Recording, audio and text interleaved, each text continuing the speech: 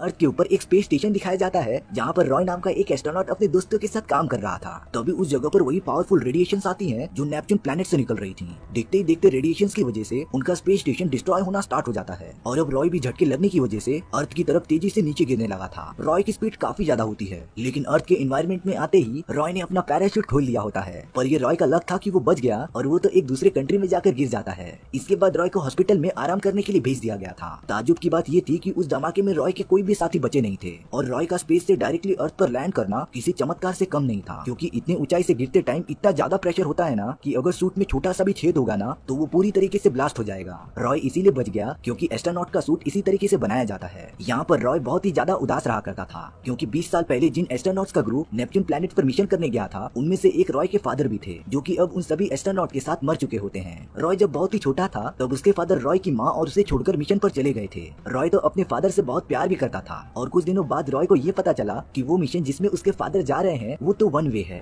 यानी कि वहाँ पर जाया तो जा सकता है लेकिन वापस अर्थ पर आने के चांसेस बहुत कम है। रॉय के मन में हमेशा ये बात सताते रहती थी कि उसके फादर उसे इस तरीके से छोड़कर कैसे जा सकते हैं। इन्हीं सारी टेंशन की वजह से रॉय अपनी वाइफ को भी टाइम नहीं दे पाता, जिससे कि रॉय की वाइफ उसे छोड़कर चली जाती है। और अब तो रॉय अपनी लाइफ में एकदम अकेला हो गया था। अब एक दिन रॉय को उसके सीनियर अपने पास बुलाते हैं। वो रॉय को बड़ी शांति से बता रहे थे कि जो रेडिएशंस लगातार नेपच्यून प्लैनेट से अर्थ की तरफ आ रही हैं, उनकी क्वांटिटी धीरे धीरे बढ़ती जा रही है। और अब इन सारी चीजों को एनालाइज करके ये लग रहा था कि रॉय के फादर अभी भी नेपच्यून प्लैनेट पर जिंदा हैं और वो तो वहाँ पर कुछ अजीब तरीके के एक्सपेरिमेंट कर रहे थे और इन्हीं एक्सपेरिमेंट्स की वजह से वो रेडिएशन जनरेट हो रहे थे। अगर उन लोगों ने इन रेडिएशंस को जल्द से जल्द ना रोका तब वो अर्थ को डिस्ट्रॉय करना स्टार्ट कर देंगे। इसीलिए रॉय के सीनियर्स ये चाहते थे कि वो एस्ट्रोनॉट के एक ग्रुप के साथ मार्स पर जाए, जिससे कि वो नेपच्यून प्लैनेट पर अपने फादर से बात कर सकता था। रॉय तो इस मिशन के लिए तुरंत ही राजी हो जाता है, क्योंकि उसे भी अपने फादर से बात जो करनी थी। लेकिन सबसे पहले उन्हें मार्स तक पहुंचने के लिए मून पर जाना होगा, क्योंकि मून पर उन सभी का एक मिलिट्री बेस होता है जहाँ से वो मार्स को कनेक्ट कर सकते थे। इसके बाद रॉय एक लियो नाम के बूढ़े आदमी से मिलता है। लियो रॉय के फादर के साथ ही काम किया करते थे और अब रॉय लियो और अपने बाकी साथियों के साथ मून पर जाने के लिए निकल जाता है। पर जैसे ही वो सब मून के मिलिट्री बेस तक जाने लगे थे, उनके ऊपर कुछ अनजान लोगों ने हमला कर दिया था, क्योंकि हाल ही में मून पर कुछ कैदी रखे गए थे जो अब पूरी तरीके से आजाद हो चुके थे। उस हमले में रॉय के सारे साथी मारे जाते हैं, पर लकीली रॉय लियो को लेकर अपने मिलिट्री बेस में पहुंच गया था। सच में इन सारी चीजों में ना रॉय का लक बहुत ही अच्छा है, लेकिन अब लियो काफी ज्यादा घायल हो चुके थे और अब शायद से वो रॉय के साथ मार्स मिशन में नहीं जा पाएंगे। और अब लियो रॉय के फादर के बारे में एक सीक्रेट बताते हैं, जिसमें कि जब रॉय के फादर नेपच्यून प्लैनेट पर पहुंच गए थे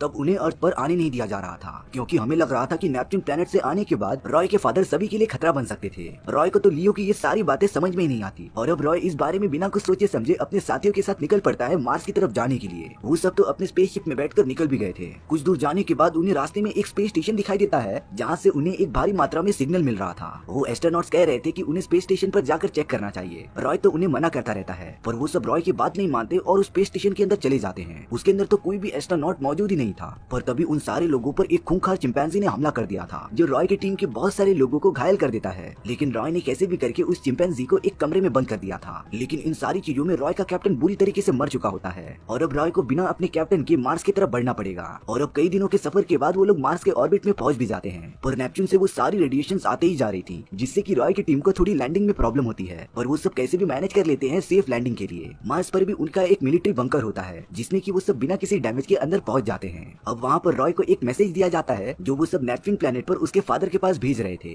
रॉय जब उस मैसेज को पढ़कर उन्हें सेंड करता है तब नेपच्यून प्लैनेट से उसके फादर की तरफ से कोई रिप्लाई ही नहीं आ रहा था। पर रॉय दूसरी बार भी ट्राई करता है, लेकिन इस बार उसने लिखे गए मैसेज को ना पढ़ते हुए अपने दिल से निकली हुई बातें शेयर की। हालांकि इस मैसेज में अलग से कुछ ऐड करना रॉय के अंडर नहीं था, पर इस वाले मैसेज की वजह से रॉय के फादर का रिप्लाई आ जाता है। लेकिन अब वहाँ की जनरल रॉय पर काफी ज्यादा गुस्सा थी, क्योंकि उसने रूल्स को जो तोड़ दिया था, और अब वो रॉय को वापस से अर्थ पर भेजने का डिसाइड करती है। लेकिन रॉय के फादर का रिप्लाई आखिर क्या आया ये उसे बिल्कुल बताया नहीं जाता और अब अगले दिन ही रॉय को अर्थ के लिए रवाना कर दिया जाएगा। अब रॉय के पास वहाँ की एक डायरेक्टर आती है जो रॉय से यहाँ पर आने का असली मकसद पूछ रही थी, लेकिन रॉय उसे कुछ भी साफ साफ नहीं बताता। तब जाकर डायरेक्टर रॉय को उसके फादर की एक वीडियो क्लिप दिखाती है, जिसमें कि रॉय के फादर कह रहे थे कि उन्हें नेपच्यून प्लैनेट पर कुछ एलियंस के सुराग मिले हैं, लेकिन वो सब अभी तक पूरी तरीके से जनरेट नहीं हो पाए हैं। जब ये सारी बातें उनके साथियों को पता चली तब वो सारे सैंपल्स लेकर वापस अर्थ पर जाना चाहते थे, लेकिन रॉय के फादर उन्हें लगातार मना करते जा रहे थे। पर जब उनके साथियों की स्पेसशिप अर्थ की ओर निकल पड़ी थी तब रॉय के फादर ने उन्हें पूरी तरीके से ब्लास्ट कर दिया था, ताकि वो यहाँ से कोई भी सैंपल्स अर्थ तक लेके ना जा पाए। उसी धमाके में मारे गए एस्ट्रोनॉट्स में डायरेक्टर के मॉम एंड डैड भी थे, यानी कि रॉय के फादर ने ही उन सारे लोगों का मर्डर किया था। रॉय तो ये सुनकर एकदम से शॉक में हो जाता है, क्योंकि बचपन से जिसे वो अपना हीरो समझता था दरअसल वो एक बहुत ही खतरनाक कातिल है। डायरेक्टर बता रही थी कि रॉय को यहाँ पर सिर्फ नेपच्यून प्लैनेट पर उसके फादर से बात करने के लिए बुलाया गया था और अब रिप्लाई देने की वजह से उन सभी सभी को पता चल गया था कि रॉय के फादर का स्पेस स्टेशन कहाँ पर मौजूद है और अब उनकी कमेटी एक रॉकेट तैयार कर रही है जो रॉय के फादर के स्पेस स्टेशन को जाकर तबाह कर देगा, क्योंकि रॉय के फादर ने वहाँ पर कुछ अजीब तरीके के एक्सपेरिमेंट किए थे और उसी वजह से बहुत सारे रेडिएशन अर्थ की तरफ लगातार बढ़ रहे थे। इसीलिए अब रॉय के फादर के स्पेस स्टेशन को डिस्ट्रॉय करना जरूरी हो गया था। रॉय इन सारी चीजों को सुनने के बाद भी अपने फादर से एक बार मिलना चाहता था, इसीलिए वो डायरेक्टर से मदद भी मांगता है। डायरेक्टर तो पता नहीं कि रॉय की मदद करने के लिए रेडी भी हो गई थी। डायरेक्टर रॉय को एक स्पेसशिप में डाल देती है जो नेपच्यून प्लैनेट की तरफ जा रहा होता है, लेकिन कुछ टाइम बाद ही उस स्पेसशिप के बाकी एस्ट्रोनॉट्स को पता चल गया था कि रॉय भी उनके स्पेसशिप में मौजूद है। उन्हें बताया गया था कि रॉय का दिमागी संतुलन ठीक नहीं है, इसीलिए उनमें से एक एस्ट्रोनॉट रॉय को बंदूक लेकर मारना चाहता था, पर अब गलती से उस जगह का ऑक्सीजन टैंक टूट जाता है, जिससे कि देखते ही देखते वहाँ पर मौजूद बाकी एस्ट्रोनॉट्स मारे जाते हैं। ये सारी चीजें तो रॉय ने कभी एक्सपेक्ट ही नहीं किया था, पर अब वो पीछे भी नहीं हट सकता था। रॉय अकेला ही उस पूरे स्पेसशिप को लेकर नेपच्यून प्लैनेट की तरफ बढ़ने लगता है। रास्ते में वो अपने फादर को बहुत ज्यादा याद भी कर रहा था। भले ही रॉय के फादर उसे बचपन में छोड़कर चले गए थे, लेकिन जितना भी टाइम रॉय ने अपने फादर के साथ स्पेंड किया था वो उसके लाइफ में सबसे बेस्ट मोमेंट में से एक थे। अब कई महीनों के सफर के बाद रॉय अपने फादर के स्पेस स्टेशन में पहुंच जाता है। रॉय देख रहा था कि वहाँ के सारे एस्ट्रोनॉट्स अब मर चुके हैं। कुछ ही दूर जाने के बाद उसे वो रिएक्टर मिलता है जिसमें से सारी रेडिएशंस निकल रही थी। रॉय अपने साथ एक न्यूक्लियर बॉम्ब भी लाया था जिससे कि वो उस रिएक्टर पर फिट कर देता है, क्योंकि उसे कैसे भी करके इस रेडिएशन को बंद करना था। पर तभी ऊपर से किसी की आवाज आती है। वो और कोई नहीं बल्कि रॉय का फादर था, जो इतने सालों बाद काफी बूढ़ा हो जाता है। रॉय तो अपने फादर को देखकर बहुत खुश लग रहा था, पर वहीं दूसरी तरफ रॉय के फादर को जरा भी खुशी नहीं हो रही होती। रॉय के फादर बताते हैं कि यहाँ पर उन्हें कोई भी एलियन मिला ही नहीं, लेकिन वो अपनी पूरी कोशिश करेंगे उन्हें ढूंढने के लिए। रॉय के फादर बताते हैं कि उसे तुम में और अपनी वाइफ में जरा भी इंटरेस्ट नहीं था, इसीलिए वो इस मिशन पर आ गए थे क्योंकि उन्हें अपना काम बहुत ही ज्यादा पसंद था। पर अब रॉय उनसे वापस चलने के लिए रिक्वेस्ट करता रहता है। रॉय के फादर तो इस बारे में मान ही नहीं रहे थे, पर काफी रिक्वेस्ट करने के बाद वो तैयार हो जाते हैं। जब वो दोनों अपना स्पेस सूट पहन रहे थे तब रॉय के फादर को पता चलता है कि उनके सूट का थ्रस्टर काम ही नहीं कर रहा है, और अब अगले ही मोमेंट में रॉय के फादर स्पेस में कूद जाते हैं। उन दोनों के बीच में एक रस्सी बंधी हुई थी, जिससे कि रॉय ने एकदम सही टाइम पर उन्हें पकड़ लिया था। रॉय अपने फादर को इस तरीके से मरने नहीं देना चाहता था, और रॉय के फादर उसे समझाते हैं कि ये स्पेस ही उनकी दुनिया है और वो तो अब वापस अर्थ पर जाना ही नहीं चाहते, क्योंकि अर्थ पर अब उनका कोई भी नहीं है। रॉय तो चाहते हुए भी कुछ भी नहीं कर पा रहा था। रॉय को इतना तो अंदाजा हो गया था कि उसके फादर किसी भी कीमत पर अर्थ पर वापस नहीं जाएंगे, और अब दोनों की ही आंखों में आंसू होते हैं। रॉय ने अब अपने फादर को छोड़ दिया था, जो कि नेपच्यून प्लैनेट के ऑर्बिट में दूर कहीं चले जाते हैं। वहीं रॉय अपने स्पेसशिप में वापस आ गया था। नेपच्यून प्लैनेट से दूर जाते टाइम रॉय वो न्यूक्लियर बॉम्ब एक्टिवेट कर देता है, जिससे कि देखते ही देखते रॉय के फादर का वो स्पेस स्टेशन एकदम से डिस्ट्रॉय हो गया था।